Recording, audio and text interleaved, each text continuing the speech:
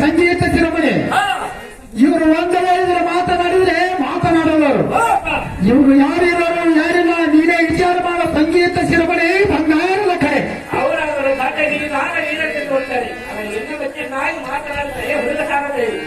ಕತ್ತಿರಾಂಕದ ಮೇಲೆ ಮಕುಟ ಕಟ್ಟಬಯಲಿದೆ. ಬಂದರಿದ್ದವರು ಕಾವಲರ ರಾಜ ರವಿಕೋಟಿ ತೇಜ.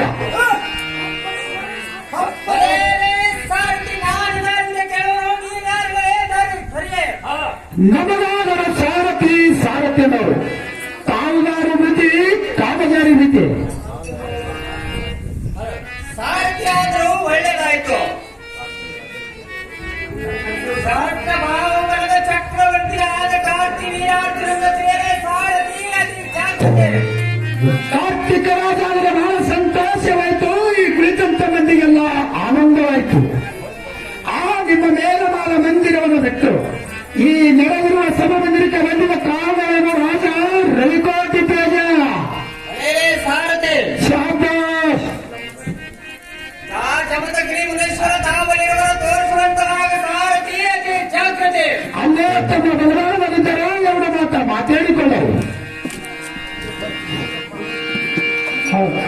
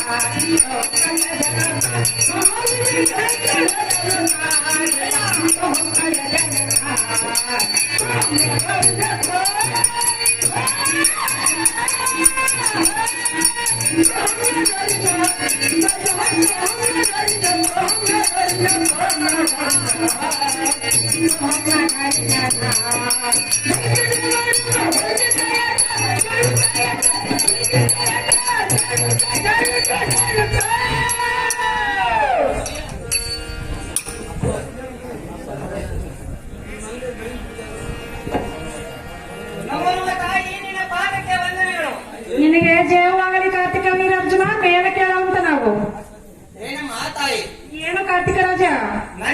ರಾಜ್ಯದಲ್ಲಿ ಪ್ರಜೆಗಳು ಅನ್ನ ನೀರಿಲ್ಲದೆ ಬರುಳುತ್ತಿರುವರು.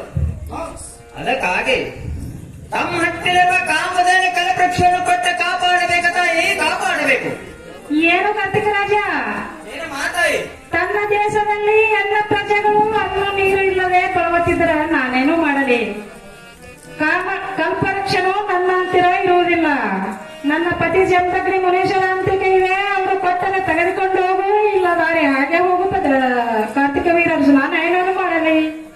ಆಗಲೇ ಮಾತಾಯಿ, ತಾವು ಹೇಳಿದಂತೆ ಈಗ ನಾನು ಜಮದಗ್ನಿ ಮುನೇಶ್ವರಂತಲೇ ಹೋಗಿ ಬರುತ್ತೇನೆ. ಜಮದಗ್ನೇಶ್ವರ, ನಿನ್ನ ಪಾದಕ್ಕೆ ವಂದನೆಗಳು. ನಿನಗೆ ಕಲ್ಯಾಣ ಕಾರ್ತಿಕ ರಾಜ ಕೇಳುವಂತರಾಗ. ಗುರುದೇವ, ಹೇಳೋ ಕಾರ್ತಿಕ, ನನ್ನ ರಾಜ್ಯದಲ್ಲಿ ನಿನ್ನ ರಾಜ್ಯದಲ್ಲಿ ಪ್ರಜೆಗಳು ಅನ್ನ ನೀರಿಲ್ಲದೆ ಬರುಳುತ್ತಿರುವರು. ಅನ್ನ ನೀರು ಇಲ್ಲದೆ ಬರುತ್ತೇವೆ. ಅದಕ್ಕಾಗಿ ನಾನೇನು ಮಾಡಬೇಕು?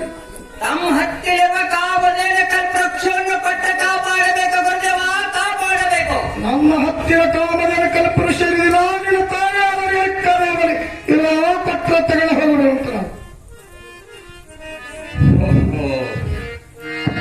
ಹೆಂಡತಿಯನ್ನು ಕೇಳಿದರೆ ಗಂಡನ ಮೇಲೆ ಹಾಕುತ್ತಾನೆ, ಗಂಡನನ್ನು ಕೇಳಿದರೆ ಹೆಂಡತಿ ಮೇಲೆ ಹಾಕುತ್ತಿರುವ ಎರಳಿ.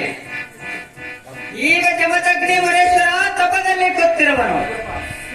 ಅವನ ಶಿರವನ್ನ ಕಡಿದ ಕಾಮದೇನ ಕಲ್ಪಕ್ಷರು ಅಂದ್ರೆ